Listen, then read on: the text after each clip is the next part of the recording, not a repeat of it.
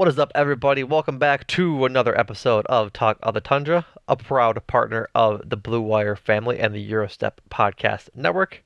As always, I am your host, Numac, and joining me once again to finish out grading the Packers, this time with their defense and special teams, is my trusty co-host, Jordan Tresky. Jordan, how you doing, buddy? Doing well. Back with my red click pen. Oh, God. Ready to mark up some tests. Yes, I am. All I kept it short and sweet. right. Before we get into The opposite of a Aaron Rodgers appearance on Pat McAfee. Short apparently, and sweet. apparently.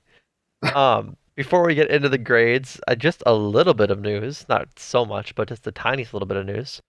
Um, Packer special teams coordinator Rich Bisaccia is not the head coach of the Indianapolis Colts, so that's super awesome in my opinion. I think they hired was it the Eagles offensive coordinator Shane Steichen, if I'm not mistaken. So just all Yes. all good stuff. Good stuff that way. We get to keep the progress of the special teams unit going forward after I liked it this year. It was tenuous at times, but I think once they found money in Keyshawn Nixon, that it ended up working out quite well. So big happy that way.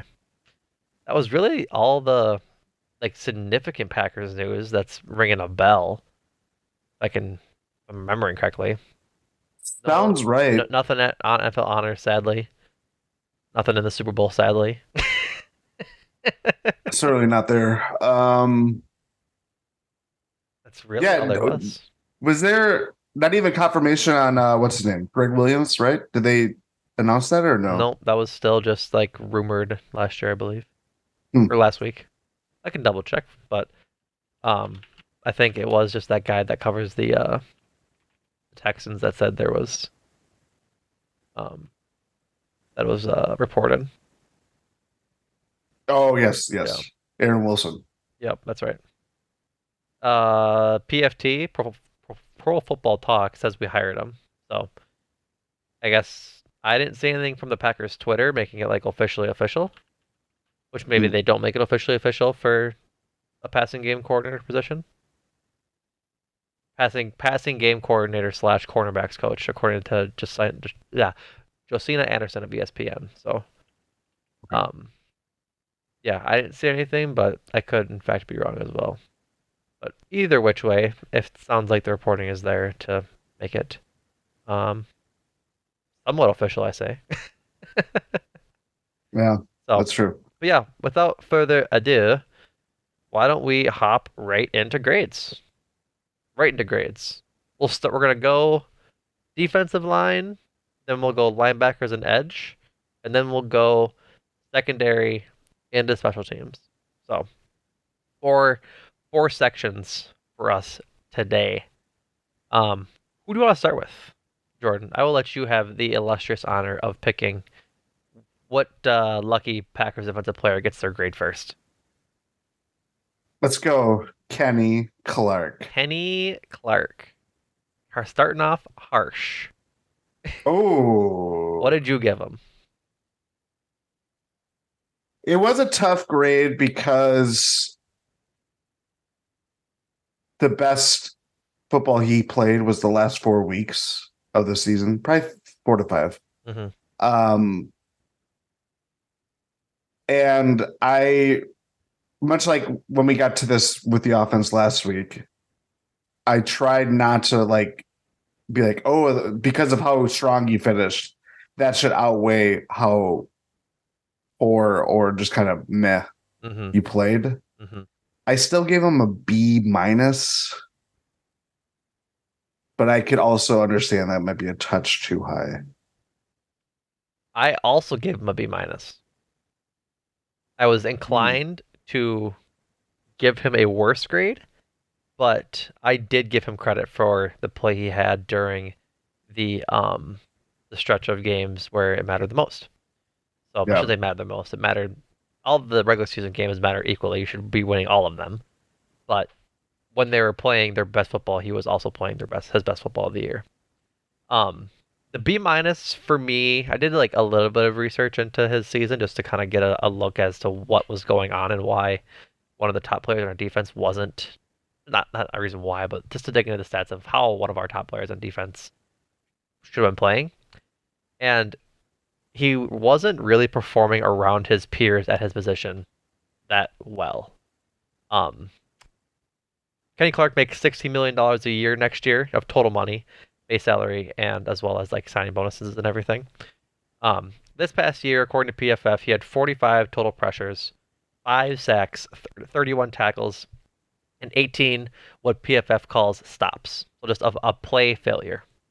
And looking at that, we'll kind of get into it with the rest of the the D line as we get further into grading, but um, making like in the terms of the most salary earned or most total money earned for an interior D lineman, and going down. I think Kenny Clark was like third or fourth, if I'm not mistaken. He's actually or no fifth at 16 and a half total cash. So one step below him is the Commanders' Jonathan Allen. Jonathan Allen this year, 47 pressures, 8 sacks, 44 tackles, and 43 stops. Like 2 more pressures, 3 more sacks, 13 more tackles, and math on a podcast, I think 25 um, more stops. And I think that is one of the biggest things that needs to be looked at with Kenny Clark as opposed as when you're like looking at him graded against his peers. But before we get into that, Grady Jarrett is the interior D lineman for the Atlanta Falcons. He's also $16 million a year, but he's like a couple $100,000 more than Kenny Clark. So again, just similar money made. 45 pressures, 2 more sacks at 7, 36 tackles, and 29 stops. So about equal to Grady Jarrett, but I think the biggest like issue with Kenny Clark this season was his lack of stops, according like the stop thing, according to um the PFF, because he's not going to be in coverage much at all. Obviously, like he's not going to be following running backs out. He's going to be rushing the passer or trying to plug holes, and that stops mark being at 18 as opposed to Jonathan Allen, who's at 43, is an incredibly large chasm of effective play, and part of the reason why his rush defense was so bad this year. Um, a list of players that had a better rush defense than Kenny Clark this year, according to just the grades to PFF. Darnell Savage, and an equal amount of snaps on like rush defense snaps. Kingsley Enagbare had better. Dean Lawler was better graded.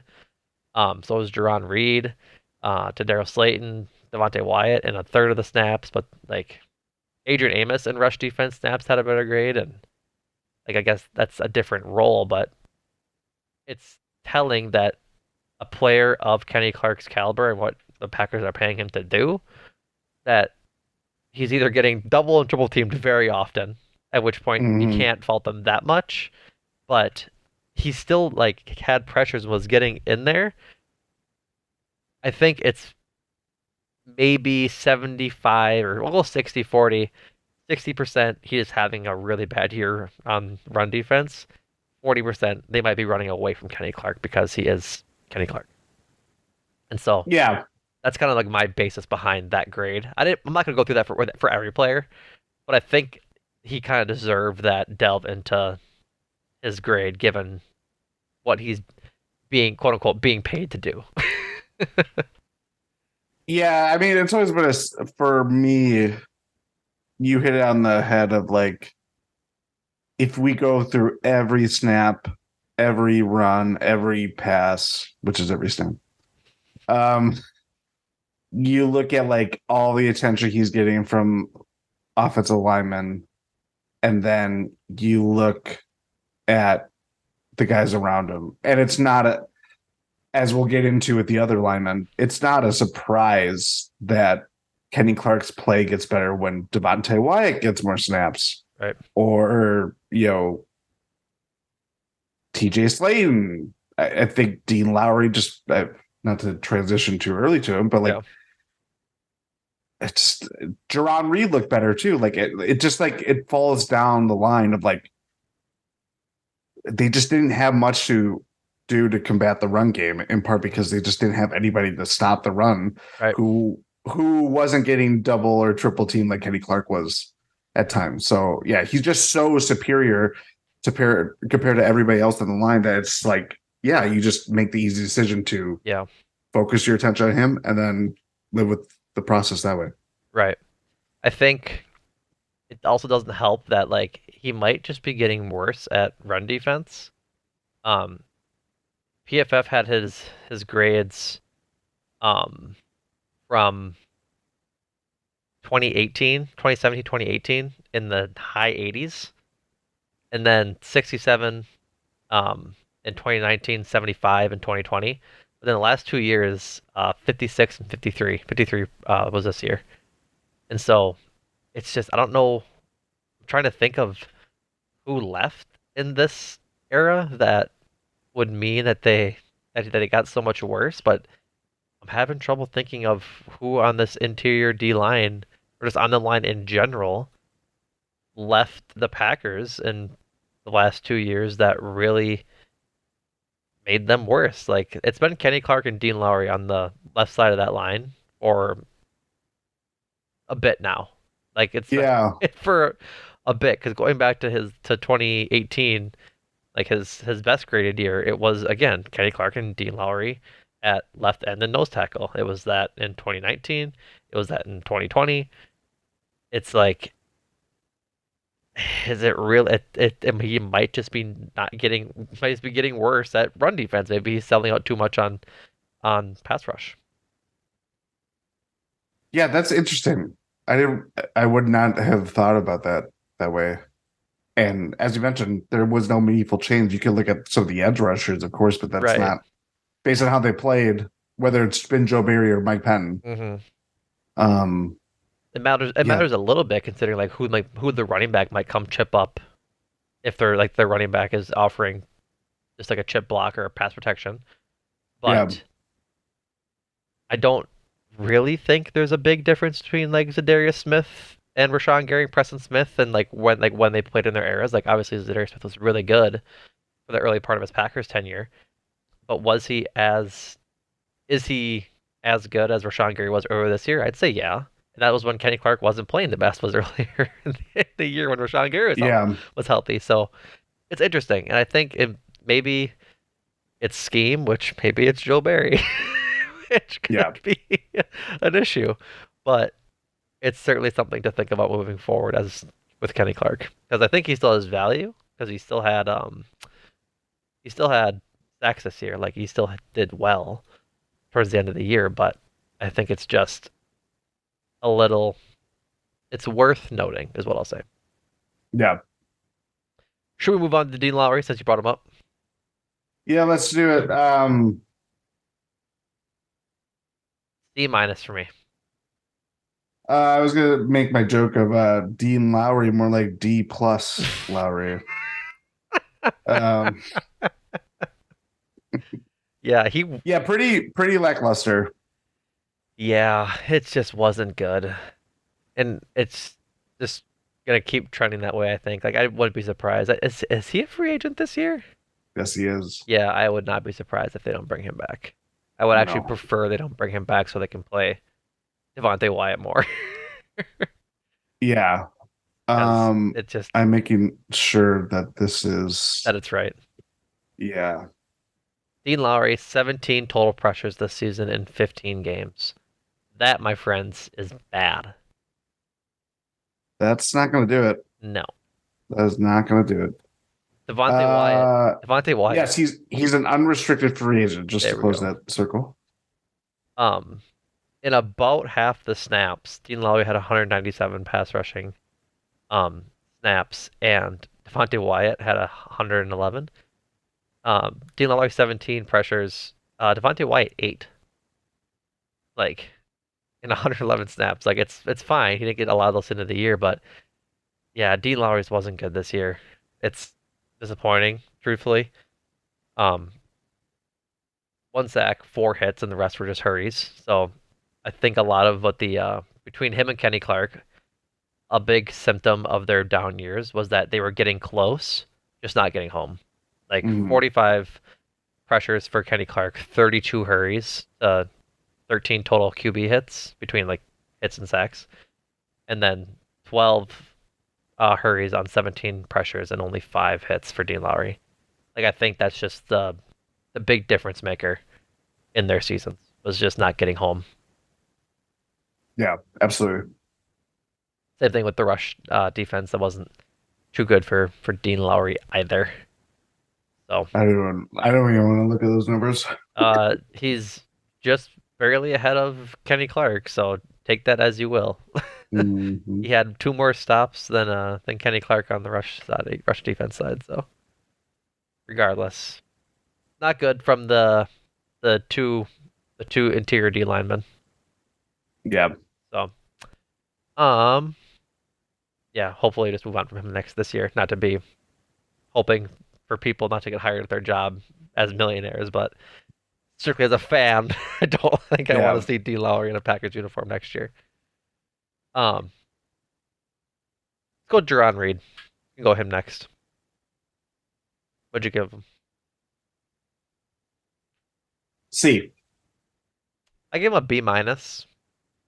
I think that might be me being higher on him than most people. Because I thought I saw a lot of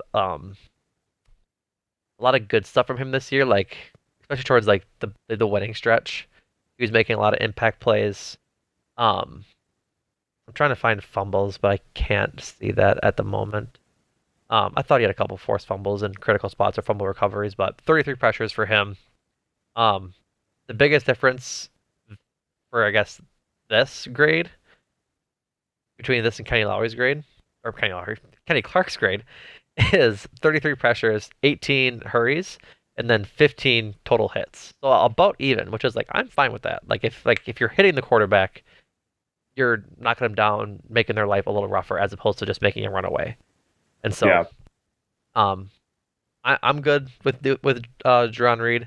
Like to see them upgrade if they can, but if they don't, I wouldn't be too upset.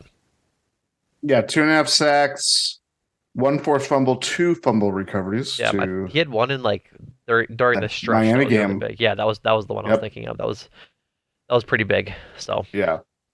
Yeah. I had not high hopes for him, but I thought that was kind of a under the radar signing. And yeah, he was a superior option to Dean Lowry. He's been a proven NFL player. mhm. Who knows if he'll come back, but Who knows? They he's at least like a stopgap guy that if yeah if nothing else, you don't draft another lineman or whatever, yeah you could you would be fine with like okay, a second, third interior lineman. right. He's also a free agent this summer or this spring rather. Wouldn't mind if they brought him back on a similar deal.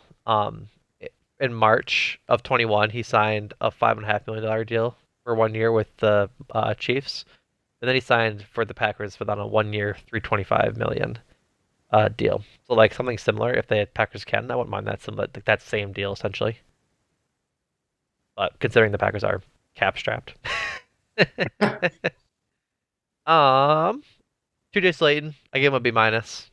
There's nothing too inspiring about him this this year, so I think he did just fine, frankly. C minus. C minus. Yeah. I just think I go ahead. no, I was just gonna say like I don't I here let's go through the numbers. Uh no sacks. If am I looking at this right? Yeah, he had 5 total pressures and no sacks. 5 Yeah. hurries. But he Um also didn't play a whole lot. Like 134 snaps, albeit is not a whole lot of really? snaps. 134 snaps. That is kind of surprising. Yeah. I think it's because a lot of the He snaps. played in every game too. Yep. That is I think odd. I think it was a lot of Kenny Clark in the middle, and then Yeah. um, switching out Dean Lowry to Daryl Slayton and Devontae Wyatt later in the year, just Yeah. rotating them in, which is He was the breather the breather guy. Right. Oh, you want to take a breather? Let's get Slade out there. Yeah. Well, I honestly think that's what it is. I'm looking at it and it's or I'm sorry, him. Yeah, because Kenny Clark and Jerron Reed were the two mainstays of the line, and then they rotated those other three in there: Dean Lowry, um, Daryl Slayton, and Devontae Wyatt. So yeah, nothing. Not too thrilled. I'm sure. Hopefully he turns out to be something better than what he currently is. He's a fifth round draft pick from last year, so a couple more years left couple more years left to kick the tires on him. We'll see how that goes. Frankly, Yeah. I mean, this is when you start thinking bubble, yeah, come 53 yeah, man roster kind of stuff. yeah. He's So going into his third year. I think they've already made a significant investment in drafting Devontae Wyatt. right. Trying to quickly find out when he is a free agent. Yeah, so he has this year, next year, and he's a free agent in 2025. So not too big of a cap hit all in all, but I think he would be just a casualty if they found someone better that they like, that they just like have too many interior D linemen or something like that. Gotcha. Um, yeah, it's. I think he gets this year. Frankly, I think he'll play this coming year, and then if he doesn't improve in getting his snaps or even like just the pressures and what he has, because like we mentioned it earlier, we'll talk about it in a second. Devontae Wyatt, 111 snaps, um, 8 pressures, and TJ Slayton had 134 snaps and 5 pressures, and like this is pass rush, not just not total snaps, but just pass rush. So regardless of all that, let's hop into my large young son, Devontae Wyatt. What did you give him? I'm gonna give you the floor first.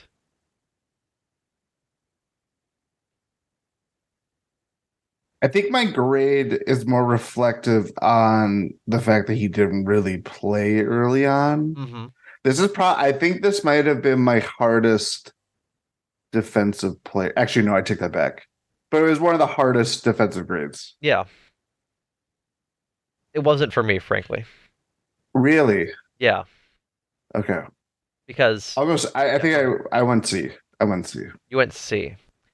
I went B because I'm not faulting him for when he didn't play.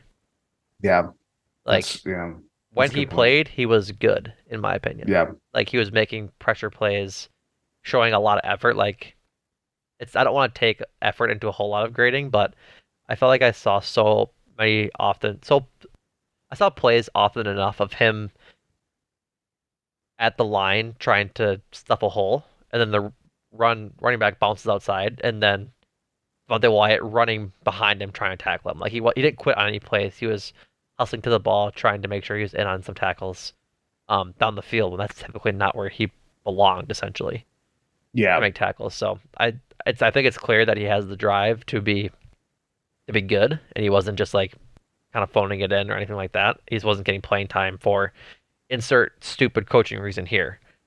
So, um, but like I said, 8 pressures. I don't think he had a sack. Um, only had 2 sacks. I apologize. 2 sacks, 1 hit, and 5 pressures. And then his rush defense was fairly average as well. Only graded a 61, which was 11th on the team. Um, but he had 11 stops, which is like the failure players. I'm sorry, 4 stops. I was reading the lineup. 4 stops was like the failure of the play. So not a great percent, but for context, Rashawn Gary led this percentage at 10.2, and uh, Kenny Clark's percentage of snaps, if I can find it, is like 4.1. So of the snaps he's given, same-ish percentage as Kenny Clark on rush defense, and he was a rookie. So I'm not going to.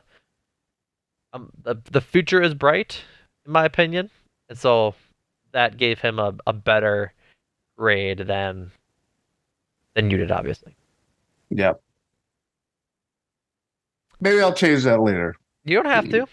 You don't have to. You can stick to your No, no. guns. Um, Yeah, that wraps up the D line. We'll hop into linebackers and edge rushers. Um, I think we should get the the best one out of the way since we only got half the season for him. So we'll start with Rashawn Gary.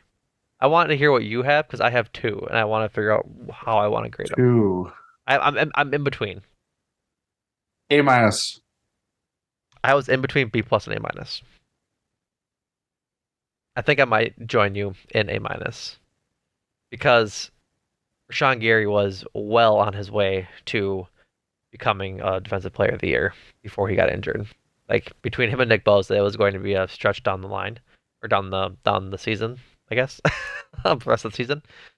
38 total pressures, 6 sacks, 8 QB hits, and 24 hurries, and that's just in 9 games. Like he had more sacks than Rashawn or than Kenny Clark did in 17 games, which is maybe emblematic of scheme or something like that, but it definitely says something about the type of player Rashawn Gary is, and it's a good one.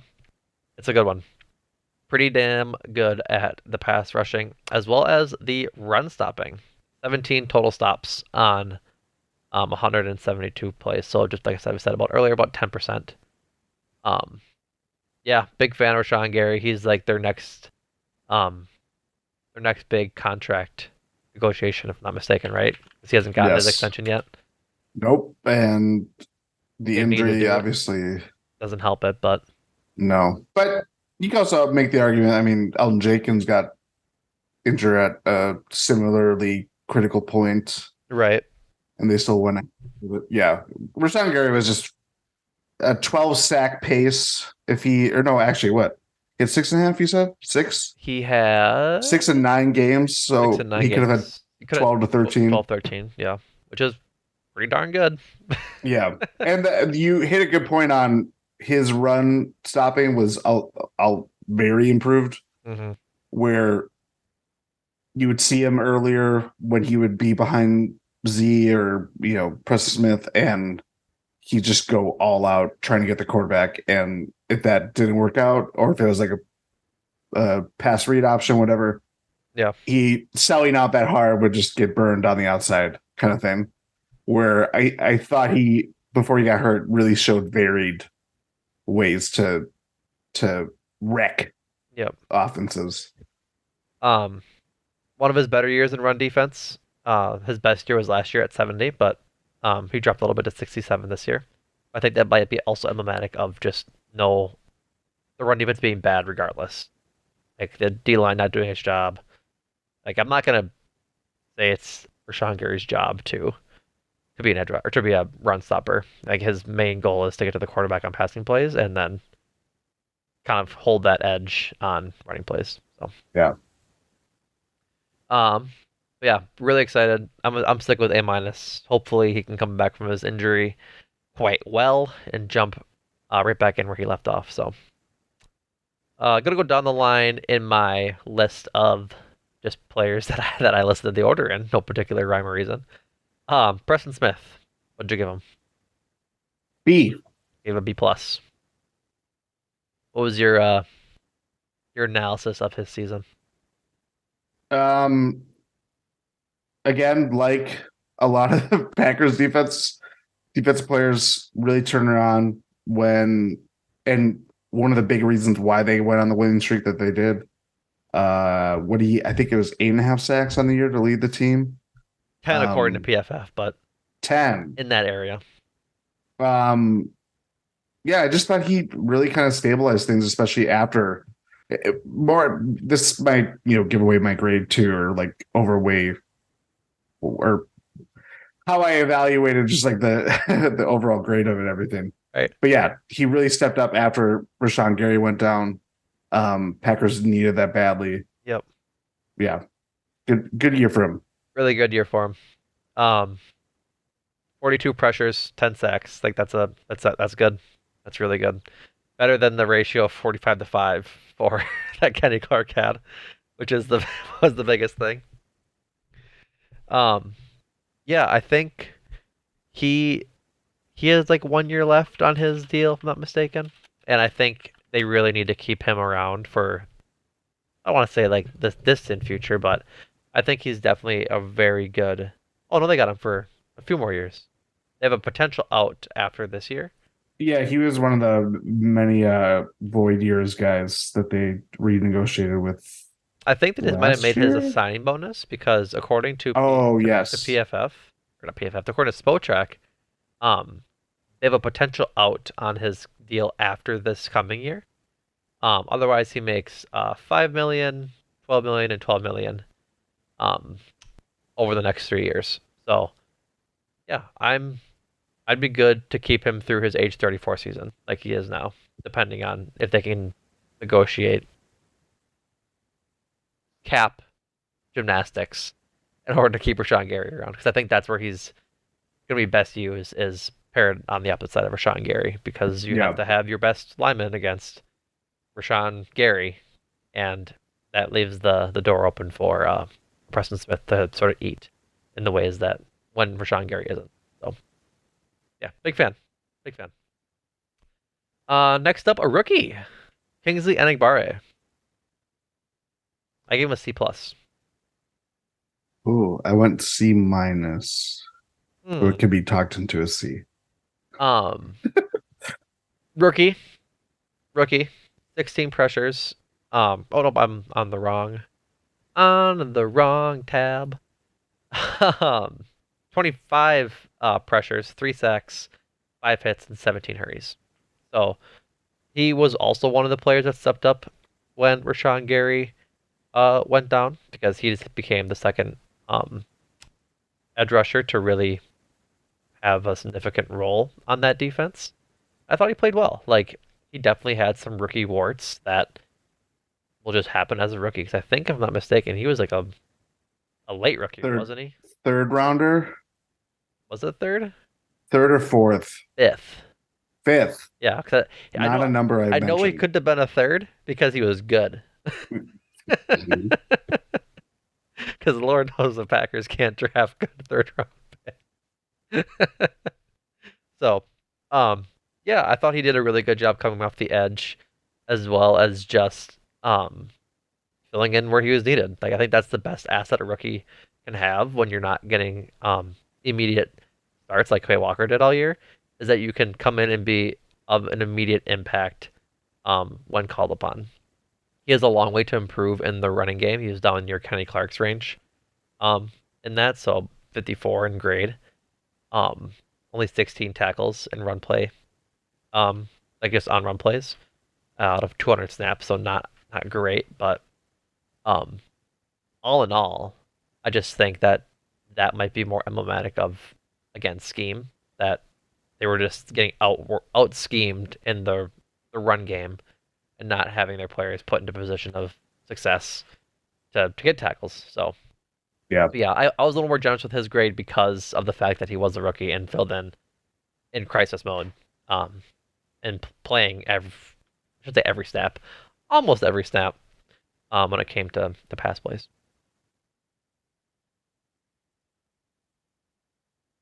Um, Next up is Devondre Campbell. What do you think of his season? I want to hear your high level analysis. First couple weeks definitely rough. Yeah, Um, it felt like he kind of broke through that, then got hurt. yeah, But then when he came back, um, was a huge reason for. I feel like I'm like repeating myself, but I felt like his return was also like under discussed and why the Packers defense just looked competent. oh yeah, You know what I mean? yeah. Um, B minus. I gave him a B for a lot of the same reasons you did. I think he clearly had an issue with getting, and I think has an issue. We'll say present tense because he has a bit of a problem ramping up in the beginning of the season.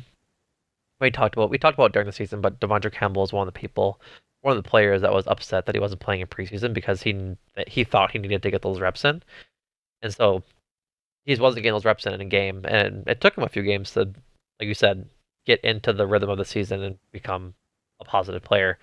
Ultimately gets hurt, and then when he comes back, like you, now I'm repeating you, it's when the Packers started winning. But I think they started winning in a large part because he was a pretty good run stopper. He had the third most tackles in the run game. Or I apologize, that is not true. Fifth most on the team. Tackles in the run game in 13 games. Leading the way was Quay Walker. We'll talk about him in a second, but 53. But yeah, 31 tackles, and he assisted on 28 of them, and only had 9 missed tackles. So not too bad. 14 stops in the run game, and then he only had 28 snaps as a pass rusher, but in those had four total pressures. I hit 2 hits and 2 hurries. So plus Also had a rare defensive touchdown he on a pick. he did. He had a couple of interceptions, if I'm not mistaken. I think he had two maybe. Yes, you're right. I see two. Yeah. And there was one for sure against Miami, Yes. and then there was a different one, but I forget what the other Yeah, one I'm was. trying to remember what game that was that he had the touchdown. Yeah, can't remember either. But yeah, so I think the biggest thing for him is I hope he learns as a player and a captain and a leader to get himself prepared for week 1 without having to play without having to play in the preseason. Because I don't think the solution is to play him in the preseason because you're just opening yourself up to injury risk and that doesn't help anybody. When it comes to the games that matter, I just hope that he can learn how to mentally and physically prepare himself to get there so that he can be the type of player he knows he can be um, more consistently than he was this past year. Especially when he hit the 21 season, he just came out of the gates firing. Yeah, I mean, it was very immediate. Exactly. Even that terrible Saints game, Right. um, it was like, oh, they kind of have something with Campbell, and then he really broke out in that Lions game. That's when the Packers are good. So I'm reminiscing when the Right. Packers are good.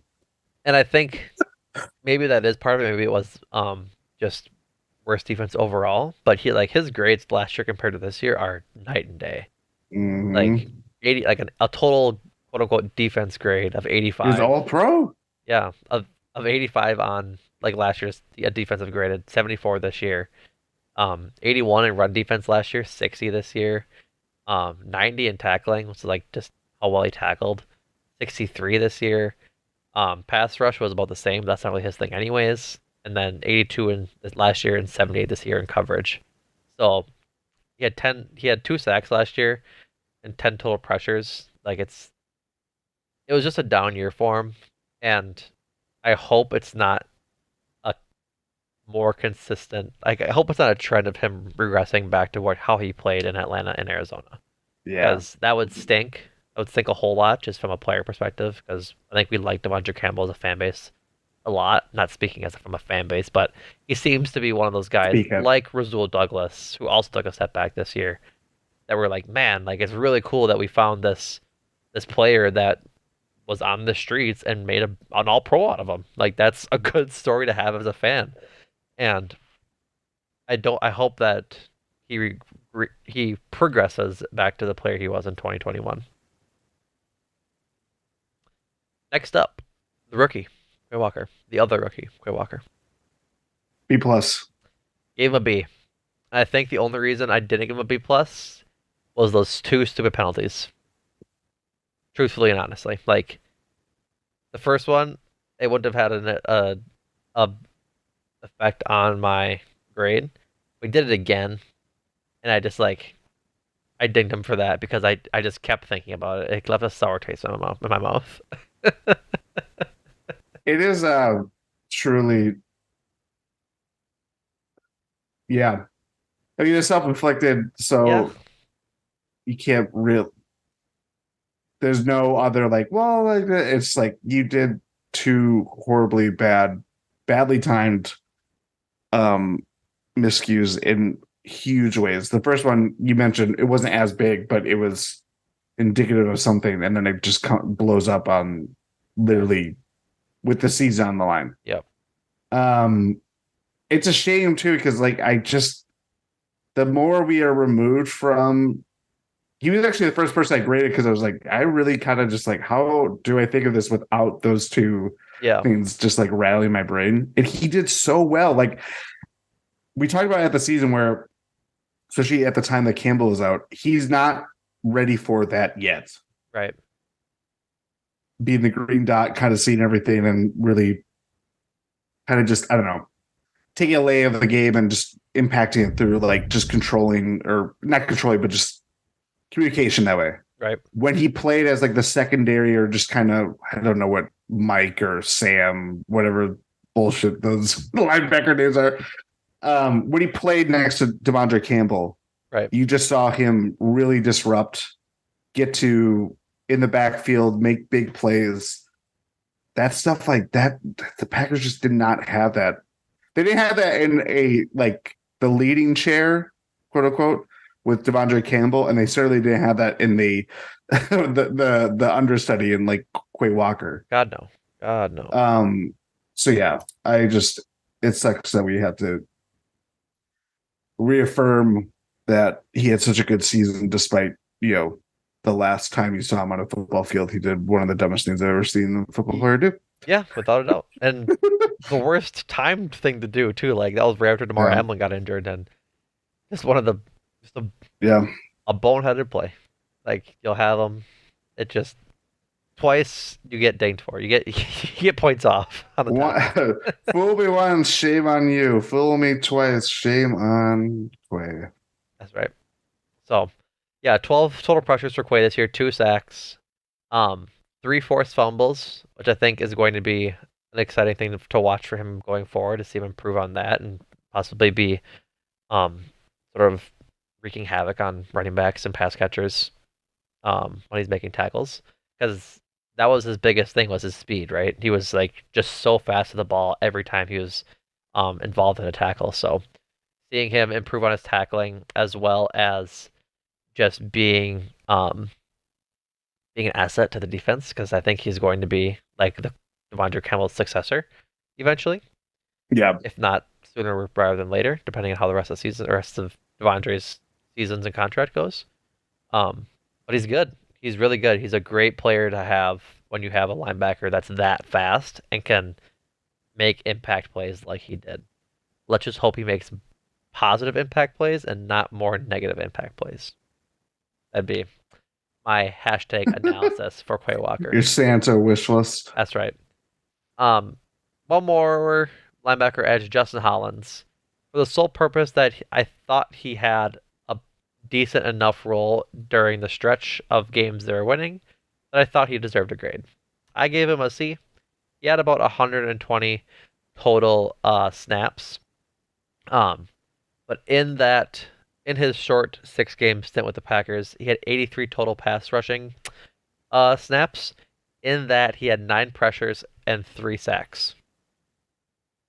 So like he was making plays when he was called upon to do so. Waiver wire ad, and he came in, stepped in, and performed. So I gave him a C. C plus.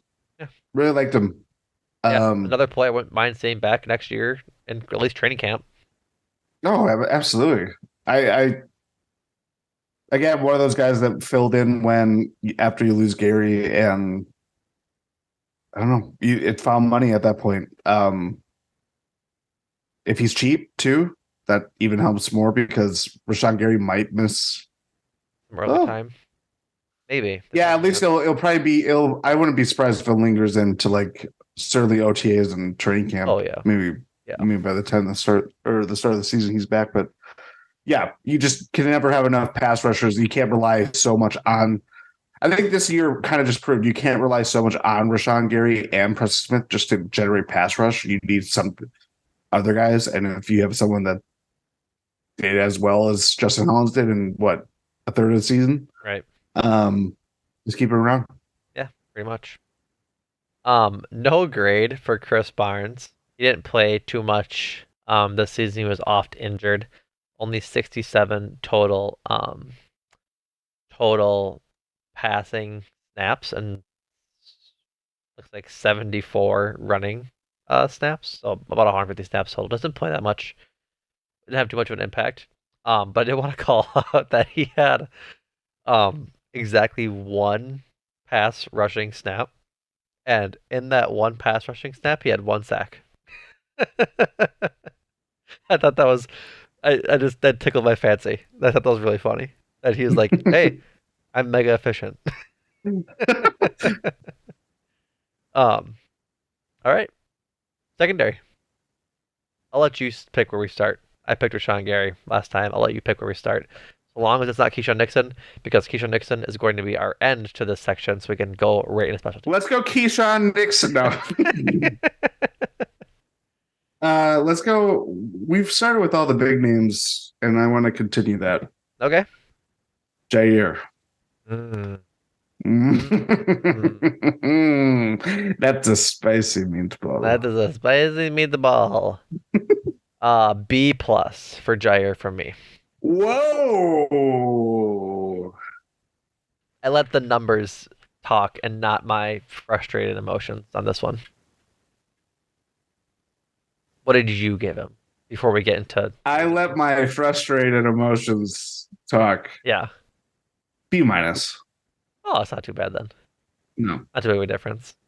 I would have I will say I was definitely in the C range. Really? Looked at PFF. I was like, okay. Seeing something, that's where I was like, they're a little more objective than I am. Right. There's just some things I cannot get away with or get away from. And What are some of those things? well, first of all, I think I know like a lot, the big theme about the Packers in general, but certainly with the defense, is that their best play came during the last few weeks of the season. Mm-hmm. That does speak to Jaire as well. But my God, the lows were low. The Like lows were low. it was not even like you would have rather have him be invisible at times. You know what I mean? Because like it was actively hurting them in very key situations. Mm-hmm. So, and not to say that I mean Jaire Alexander is he can't be invisible because he's just Jaire Alexander. You both love that, and at times this year you hate it because it's like I don't know. I just He talked the talk when he sometimes couldn't walk the walk. Absolutely, yeah, that's it. I'm curious as to what you think his longest reception allowed was. I know you can name the play. Oh, it's definitely from that Bears game. Yeah, I'm curious as to how long you think that was. Was that a touchdown? Nope, 56 yards. I don't believe that you didn't cheat because that's the exact I did not, I swear. yardage. Yeah, 56 yards to Equanimeous St. Brown. I'm pretty sure it was that play. Which it felt a lot worse than that at the time, right? Like it felt abysmal in that game. But to go through the stats a little bit on his season, I think it's pretty darn good. 71 targets, 43 receptions for 572 yards, with an average depth of target of about 11 yards and about 13 yards per reception. So that's not too bad for covering the number one receiver typically, and who's not going to be running like curl routes at 5 yards or anything like that. Yeah. Um, 5 interceptions, one dropped interceptions.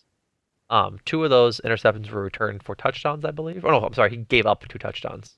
Only gave up 2 touchdowns on the year, which is I don't That is know, kind of that is pretty impressive. darn good. Yeah. So, but to go Almost with three. that, what do you say? Say almost three. Another big one for him is that he had 11 forced incompletions. So whether that be coverage or coverage or just like ways that he made the receiver drop the ball, but then 8 pass breakups as well.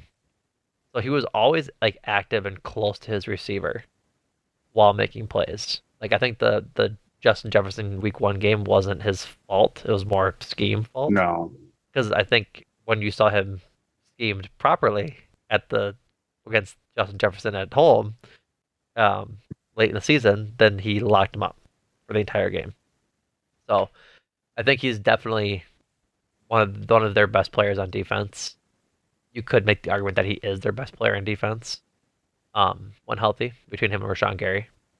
So um, yeah, I that this is one that I struggled with too because I was right there with you. I'm like, he frustrates me because of the way he is, and I can't let that cloud the fact that he had a pretty good season despite the lows being horrendous. So, Yeah. for what it's worth, he was almost the most targeted cornerback on the team. Razul had 73 targets to Jaire's 71. And did allow the most yards. So, like that is like just tracks to me. If you're getting thrown at more often, you're gonna allow more yards, frankly. And Rasul gave up like 40 less yards on 2 less targets, but 6 more catches. Um, so yeah, all in all, Jaire Alexander, pretty good at the football. Oh, I want to mention too that the 11 forced incompletions and 8 pass pickups were both best on the team. So Not surprising. Yeah. that's not surprising. Um, just hop right into Rasul, might as well. Yeah. C plus. Same. Yeah, down year for him too, sadly. Um, 49 receptions on 73 targets. Like I said, 536 yards. He let up 4 touchdowns.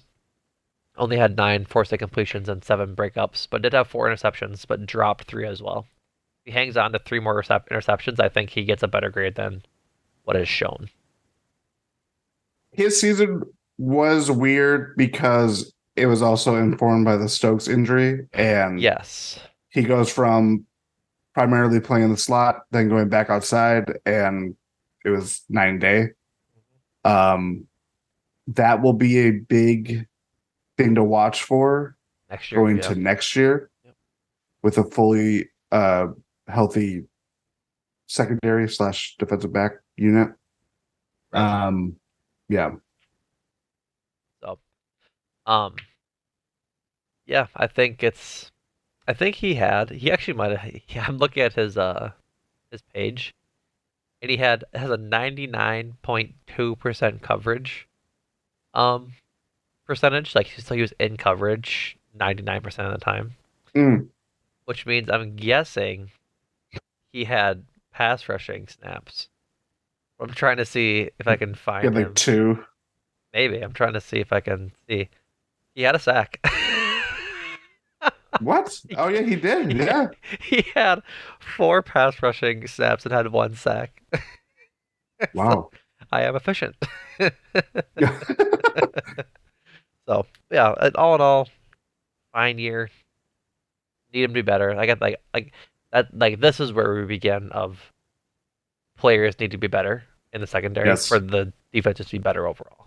And I Yeah. think this is where this starts. Unfortunately, it was just Jair who we were really positive about, um, as like high level or high step usage players essentially, like the starters essentially.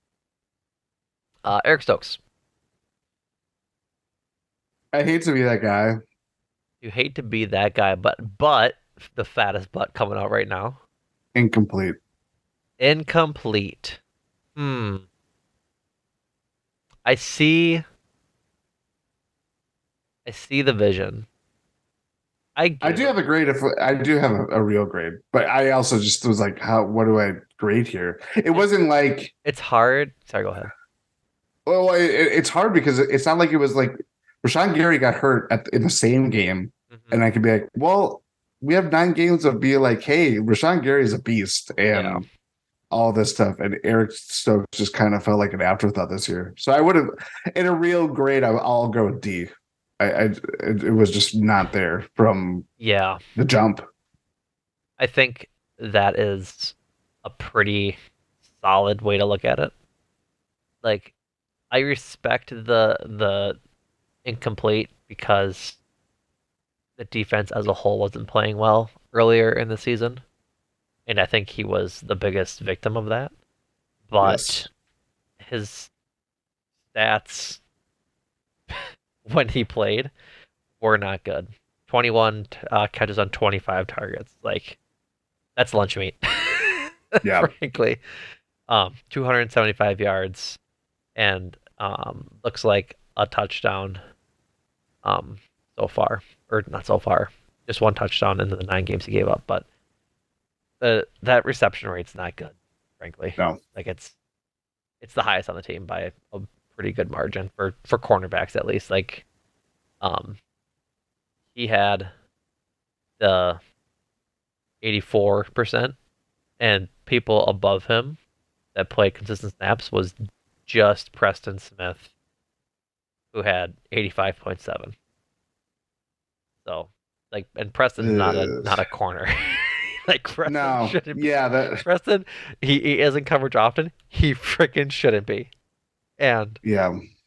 like even that's on 7 targets. Like of the sample size we have, he led the team in reception percentage, which is not good. And I think too. I mean, going into this year, I think I would have feared for a sophomore slump because as productive as his rookie year was, there was obvious ways and areas that you could be like, well, he does get called for holding a lot, Yep. pressure, that kind of thing at the line. And you could easily see that going against him.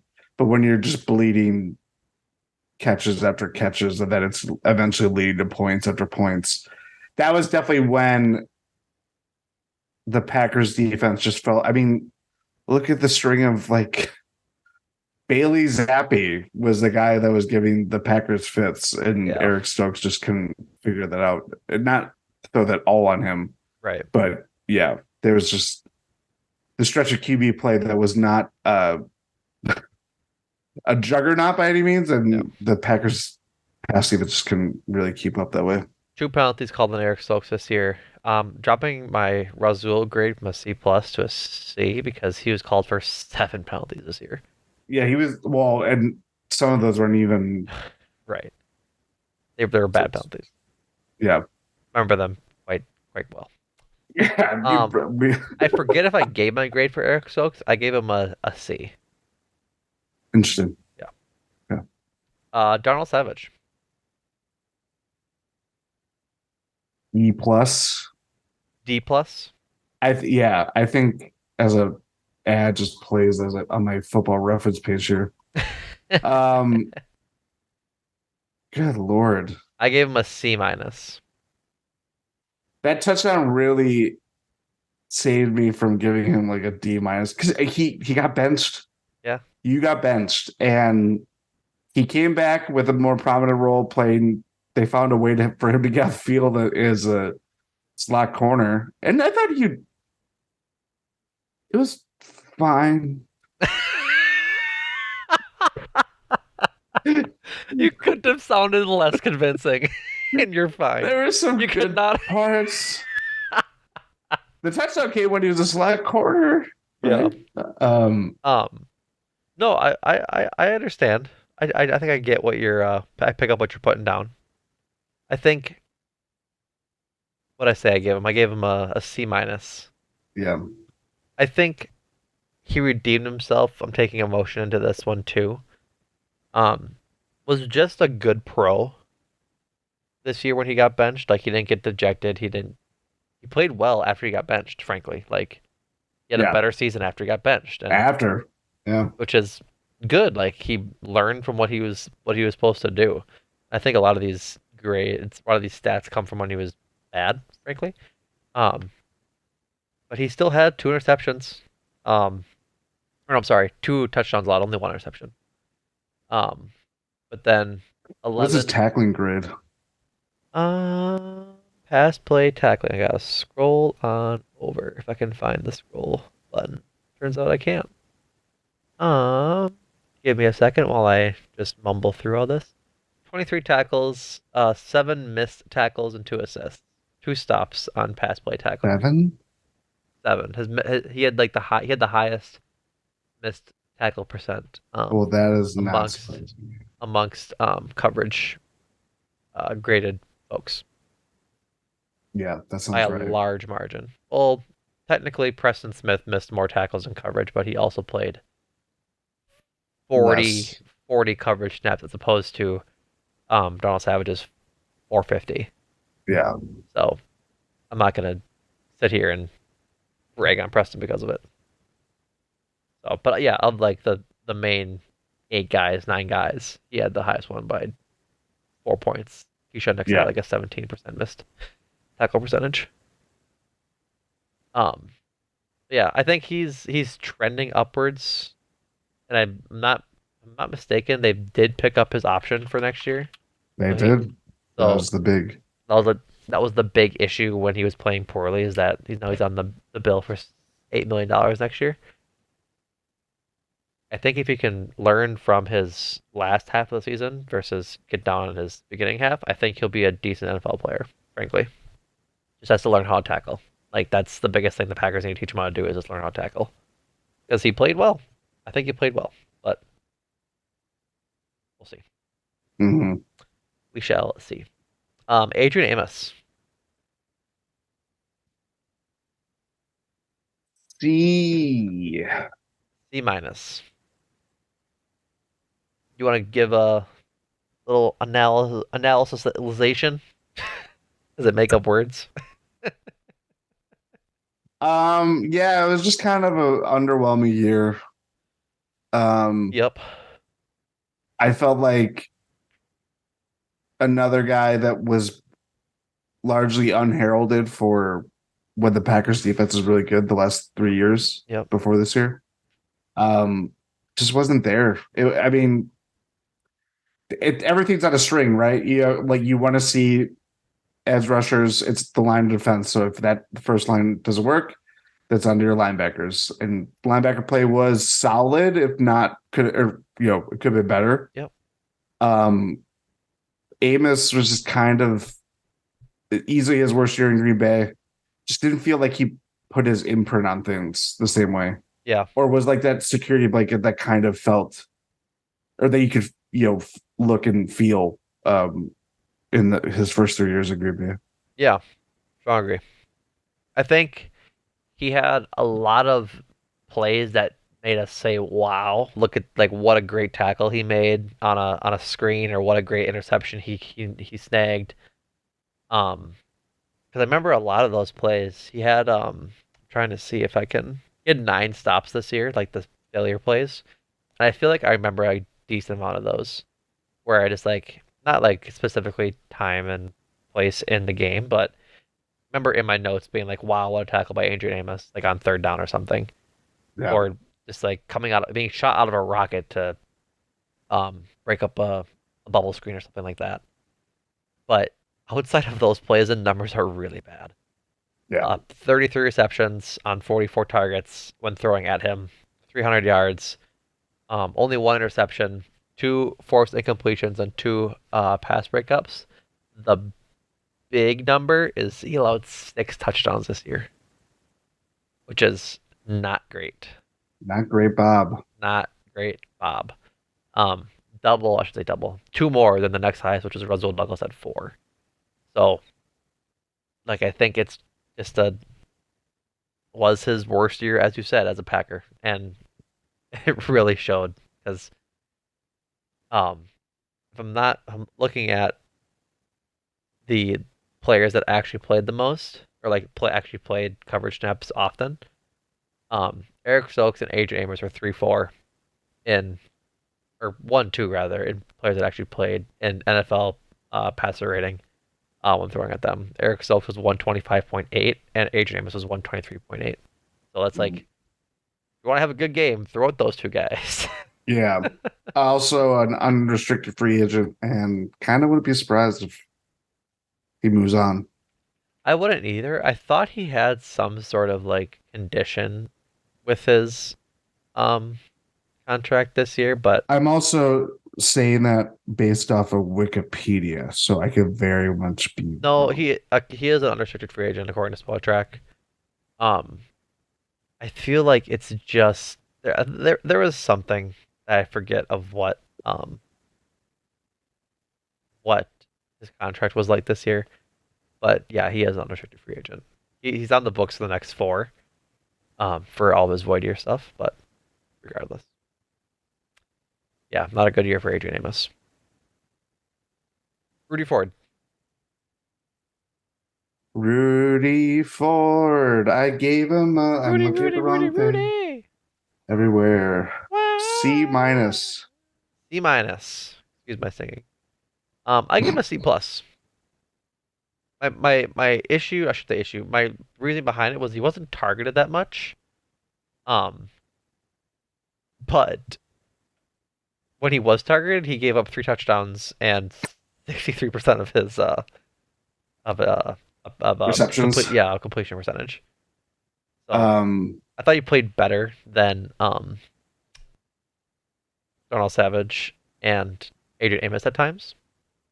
I think he's on the up and up. He's also graded a lot better in coverage than those two. Um, but yeah, I think he was more of a symptom of um maybe having to fill in for those gap spots and just again the defense being bad. But he did have 3 touchdowns or 3 interceptions. yeah. So I think two of those came in one game.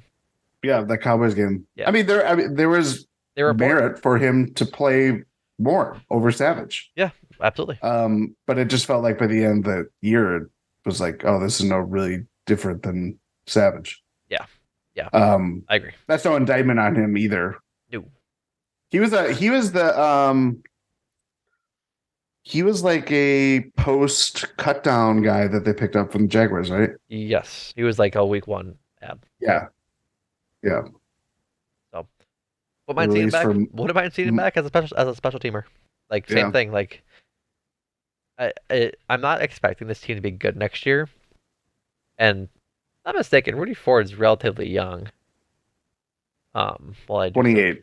28. So Yes. I wouldn't be opposed to having him back next year, just letting him develop under um like on the Packers for a year, see if he can be something of value to the organization as they try to be good for the next couple years. Why not, right? Like if you can pay Rudy Ford a minimal amount of money to be average, or you can pay Adrian Amos a large amount of money to be average. Yeah, I mean that's the thing, especially you know, what if the Packers invest heavily in a safety? Right. Right. Exactly. So, um, let's go. Well, then we only have one left. Keyshawn Nixon. This is his overall grade. This is his Overall grade, of defense course. and special teams. I'm giving him the highest grade of any Packer. Ooh, A. I gave him an A minus.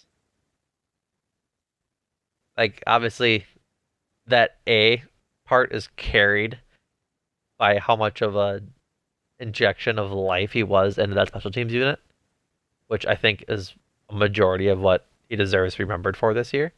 Yes. Um, but he did play a decent amount in coverage. He played 169 snaps, had 22 receptions on 28 targets for 214 yards, but didn't give up a touchdown. He also had one interception. So that minus for me is solely just the percentage of completions he allowed. Yeah. But other than that, I thought he played well, and I really want him back next year. And that's that. Yeah, it would be great to see him back the next year. That is for sure. He needs to be, frankly, because I don't know what we're gonna do for a punt returner if he's not punt or kick returner if he's not. Put So Rogers back there. you mean Amari, right? Because Aaron Rodgers is getting traded. Uh, You forgot your own agenda there for a minute. For a put minute. Jordan Love back there. I just want to see him on the field. But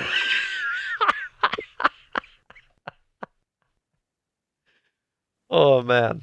Let's hop right into special teams. Mason Crosby. A minus. I also gave him an A minus. 37 of 39 on extra points and 25 of 29 on field goals. His four misses all came from 40 plus out. 40 to 49, he was 6 to 7, and 50 plus, he was 1 of 4. But otherwise, he's perfect from inside of 40. And I think Yeah, you that's can't. really all you can expect from him as a old. A man that's old. I love that. Um, I feel 86.2 field goal percentage over 73.5% from the year before, too. yeah, That I'm is, I'm yeah, good with him not being back next year just because I think what's really important for them is having a kicker that can get them out of rough situations when they're not in like on when they need points, right? Like Crosby can't kick from 50 plus, and I think in today's NFL you have to be able to hit from 50 plus, and he just can't.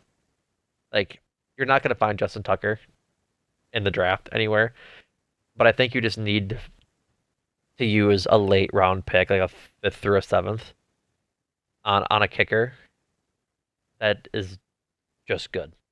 Like yeah. invest a draft pick into a kicker so that we don't have to worry about it for more years to come. Like again, if he's back, I'm not going to complain because he's a Packers legend. He deserves all the accolades the Packers have to give him. But I think if Jordan Love is the starter this year, there's going to be less deep, sustained drives into like the red zone where Crosby's capable of hitting from, and more drives stalling in the middle of the field where like 35-yard line to the 35-yard line where Crosby can't hit from. Yeah. I don't know. It's a fickle game out there with those kickers. Yep, For every Mason Crosby, you have a Dave Rayner. that's right. You have a I can't even think of a yippy quarterback. Who is the Vikings? No. The Cowboys kicker, Oh, Brett Brett Maher. Maher. Brett Maher, where he did so well for so long and then just got the yips. That Like is so sad. so, but my point stands. If he's back, okay. If he's not, I'm sad because I mean it's a I know, I it's a know. lose It lose, is. right? Like I Oh, don't want to see him absolutely. go because he's a Packers legend. But if he's back, we're leaving 20 yards of kickable field goal range is out there, which isn't good. Plus, by the end of the season, they were having someone else kick us. Yeah, like I think it's just time. That's Yeah. really all I'm gonna say. Um, Throwback to one of my favorite Packers, yeah, Mason Crosby field goal memories. Do you remember in like the late thousands, like the OOs, when the NFL Oh, what do you want to call them? odds. The aughts. Um, Kidding. Okay. the the fantasy commercials that the NFL did, where they had Mason Crosby kick the bell, um, in City Hall, This in is. downtown Green Bay. I feel like I am having a fever dream. I have no memory of this at all. Really, Yeah. they did like fantasy commercials where they're like, "Hi, I'm so and so, and this is why you should draft me." And it was like super dope, just like fake fake things. And one of them was Mason Crosby goes, "Hey, it's me, Mason Crosby, Green Bay Packers field goal kicker. This is why you should draft me in your fantasy league." He's like, "Plus, it's 259. I love doing this." And he kicked three balls and donged the bell before to say it's 3 o'clock, but before it was 3 o'clock. That was the commercial. But then they had like Interesting. wide receivers and I forget who the old tight end was for the Washington then Redskins.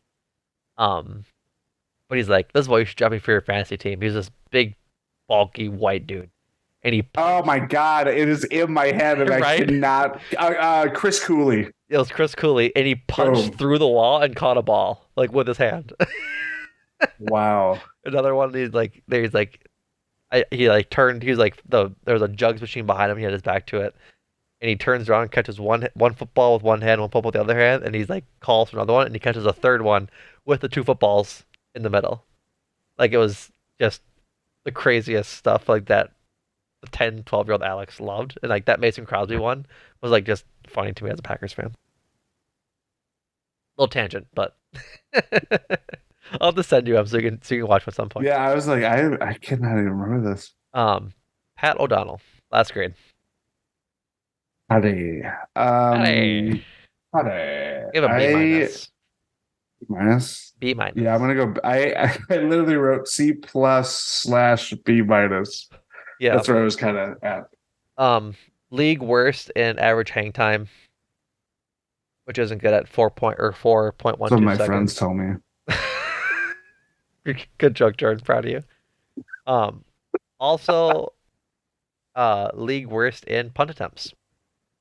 Like I think the Packers just don't have a use for a punter under Matt LaFleur and Aaron Rodgers because they just go for it on fourth down to many people's anger and don't get it when they could just run it with the Aaron J. Dillon on one uh with 1 yard to go, but that's neither here nor there.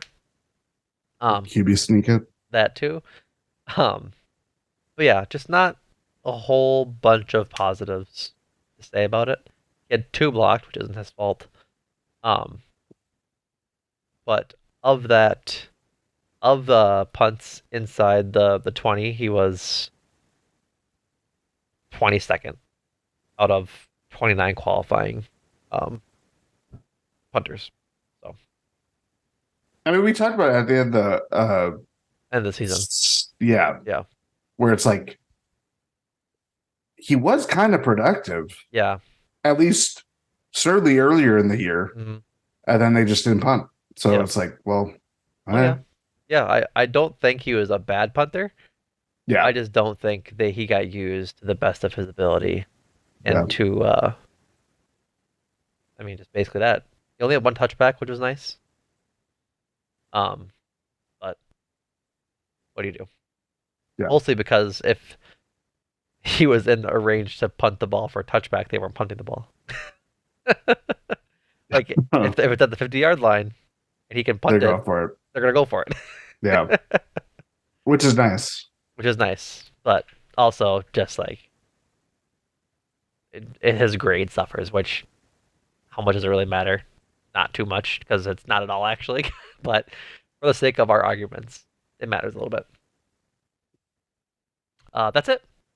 That's the Packers 2022 season grades. We did it. Bingo bang. Closing the book on the 2022 Packers season. That is right. For those of you not watching YouTube, uh, Jordan tried to slam his book and make a big noise, but I think his mic said that was too loud. He wasn't going to pick it up. Yeah. As it sounded more like the click take for a Oh, movie yeah. as the like Yeah, shooting. yeah, yeah, yeah, yeah. Yes, sir. So that does it for us. A couple of promotional items. First and foremost, the biggest news that we have for you loyal podcast listeners. Um, GSPN, and feel free to step in if I get something wrong here, Jordan. GSPN is giving away a signed Bobby Portis jersey. And you loyal listeners are the only ones who know about it. Um, Bobby Portis, as I'm sure you've heard on this podcast and other GSPN podcasts, is teaming up with Feeding America to do this year's, I think, PB&J challenge.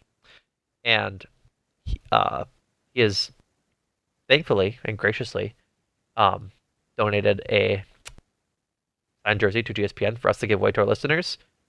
So much as you guys enter into the giveaway, which you can do at gspn.info under the Google form. You can enter, and it's quite easy. You got to give us your name, your email address, so we can contact you if you do win. And then upload as many of the following as you'd like, but you get one entry for each. So, screenshots showing you're subscribed to a GSPN podcast on your platform of choice, one entry per podcast. So, I think there's 5 total GSPN podcasts. You get Yes, there are. so 4, maximum 5 entries. You need to show you're subscribed to all 5 GSPN podcasts and fill out the form 5 times. Um, but additionally, you you can submit a screenshot of your receipt, I would suppose you probably would call it, um, Yeah. donating to Feeding America Eastern Wisconsin. So head over to gspn.info, to submit all of your entries that way. Um, the winner will be picked and notified on Monday, February 27th. So you have all of, let's see, today is the 15th, so just about, um, 10, 11 days, right? yes, yes. So a little about a week and a half, to get signed up and your entries in. Big thank you to Bobby Portis and Feeding America for donating that so we can give away to you loyal listeners. So um, go over, get all your entries in, and go donate to Feeding America because there's people in need who are hungry in our own Milwaukee community and the rest of Eastern Wisconsin. So go do that. But while you're on gspn.info, you can join the Discord. You can go list. You can find the podcast links for Eurostep, Win in Six, Cruising for a Bruising, Make Time for This, and Talk the Tundra. All of which have recently uploaded. I believe it was, what day was that? Monday? Yeah, Monday. The Eurostep boys released their weekly episode talking um best things Bucks. Mostly just a mailbag of post trade deadline talk. Bucks got Jay Crowder, big happy. Got rid of Surge, also big happy. Big half. Um, and then it looks like you recorded a 1 in 6. Or no, Adam and Ty recorded a 1 in 6. That was actually released what's today? Wednesday, as we're recording this. So go check out that latest 1 in 6 as he talked about the overtime win against the Boston Celtics, aka the Millmen, during that game. Um, Jordan, I believe you just got off of a Cruising for a Bruising podcast episode that's going to be dropped probably Thursday. What did you talk with Yes. Mr. Andrew Snyder about? Oh, we talked about the Brewers' big stadium news. TOTT Evers with a big plan in his budget. Yeah, we talked about that. They also talked about Aaron Ashby, um, Brewers win projections for this coming season. Okay. Uh, talk about Craig Counsell's future since it was brought about in a recent Journal Sentinel article. So yeah, that was the crux of the upcoming, or well, the newest Yeah. Cruiser for a Bruisin that is out Yeah. on all podcast platforms. In case you didn't see it, Governor Evers' proposal was $290 million to renovate Miller Park, right? Yes, Coming out of the budget surplus they have, which I think is about $1 billion. 7 billion. Yeah, I said $1 billion, and I'm like, that's way too small. I'm pretty sure it was way more than that. So yeah, $7 billion surplus, and using some of that monies to repair an already publicly paid for asset. So you can hear Jordan's take on that after you're listening to this episode. Um, One last thing, head over to Repod. Join Repod. Come join us talking the Tundra over there Boom. with the with a boom mic drop, right? Talking the Tundra and just building our own little niche community over there. Native podcast player. We start listening over there to rack up the minutes that way, as well as just another place to talk podcasts. Rarely do we have communities like Discords where you can talk about the podcast you want to listen to. And Repod is great for that, filling in that gap should that be in your life. So go check it out. Go check out all your other favorite podcasts over there as well. Um, that's it for us, folks. We'll be back next week to talk more Packers and take a little bit look into the future as the scouting combine and draft are fast approaching. So thank you everyone for listening. And Jordan, thank you. Thank you.